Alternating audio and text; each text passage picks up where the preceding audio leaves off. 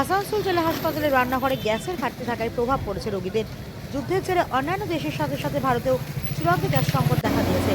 সরকারি ক্ষেত্র থেকে শুরু করে বেসরকারি ক্ষেত্রে সব জায়গায় একই অবস্থা। সেই মতো গ্যাস সংকটের প্রভাব পড়তে শুরু করেছে আসানসোল জেলা হাসপাতালে রান্নাঘরে। গ্যাসের ঘাটতি মানে রোগীদের জন্য নিয়মিত খাবার প্রস্তুত করা কঠিন হয়ে উঠছে। কার্যত বিপাকে পড়েছে হাসপাতাল কর্তৃপক্ষ। হাসপাতাল সূত্রে জানা গিয়েছে প্রতিদিন গড়ে প্রায় 750 জন রোগীর জন্য এখানে খাবার তৈরি করা হয়, কিন্তু গ্যাসের ঘাটতি জেরে রান্নার কাজ চালিয়ে যাওয়ার নীতি বন্ধ রয়েছে। আপাতত মৃত্যু দাম দিয়ে বাইরে থেকে গ্যাস কিনে বিভিন্ন রকমের রান্না চালানো হচ্ছে। গ্রামে দীর্ঘদিন কাজ চালানো সম্ভব হবে না বলে আশঙ্কা করছে হাসপাতাল কর্তৃপক্ষ। গ্যাসের ঘাটতির কারণে হাসপাতাল চত্বরে থাকা চাকরিতে রান্না করার সমস্যা হচ্ছে।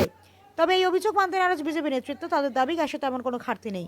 কিছু অসাধু ব্যবসায়ী অতিরিক্ত মুনাফার লোভে সিলিন্ডার মজুত করে কৃত্রিম সংকট তৈরি করছেন এবং সাধারণ মানুষকে বিভ্রান্ত করছেন। পাশাপাশি বিজেপিকে বদনাম করার চেষ্টা চলছে বলে তাদের অভিযোগ।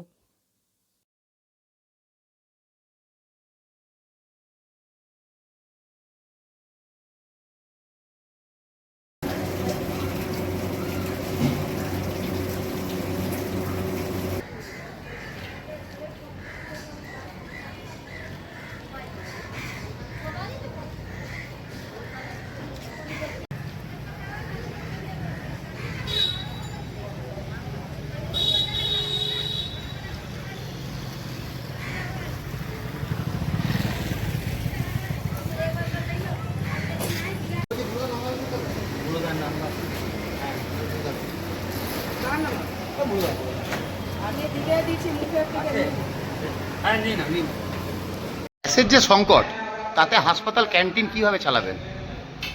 গ্যাস যদি না পাওয়া যায়, আমাদের তো হাতে কিছু নেই। আর এখানে তো কয়লা বা অন্য কিছু ইউজ করার মতো আমাদের ব্যবস্থাও নেই।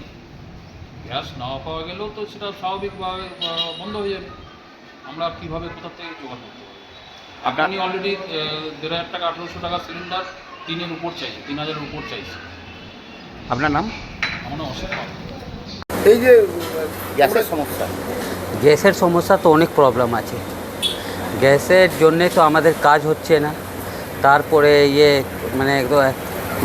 বলা হয় গ্যাসের জন্য, গ্যাসটা ভালো করে ডেলিভারিও হয় না। গ্যাসের এত দাম বেড়ে গেছে, গরিব মানুষের অনেক অসুবিধা হয়। তোমাদের এখানে বেসিক্যালি রান্নাটা কাদের জন্য হয়? রুগীদের জন্য হয়। টেনশন তোমাদের আছে? না, টেনশন তো থাকে, কীরকমভাবে সময়ে খাবার দেওয়া হোক রুগীদের।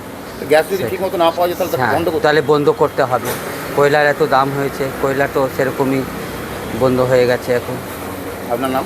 আমার নাম হলো রাজেশ প্রসাদ। আপনি কী করেন? খাবার দিয়ে রুগীদের সব রকম কাজ করা হয় এখানে। বলছি যে এখন তো গ্যাসের সমস্যা, তো ক্যান্টিনে কীভাবে চলছে? দেখুন, গ্যাসের যা সমস্যা, এইরকমভাবে গ্যাসটা চলতে চাইলে আমাদের রান্না বন্ধ করতে হবে। মেন কথা যে 700 থেকে 750 সিলিন্ডার আমাদের পেশেন্টের রান্না হয়। পরিষেবা না পাওয়া যায় তাহলে অবশ্যই বন্ধ করতে হবে। আমাদের মাসে 30টা থেকে 35টা আমার গ্যাস লাগে। এইভাবে চলতে গেলে কিচেনটা কী চলবে, আর রুগীরা কী করে পরিষেবা পাবে, তাই নয়? এইটা আমার বক্তব্য। মানে আশঙ্কা আছে বন্ধ হওয়া?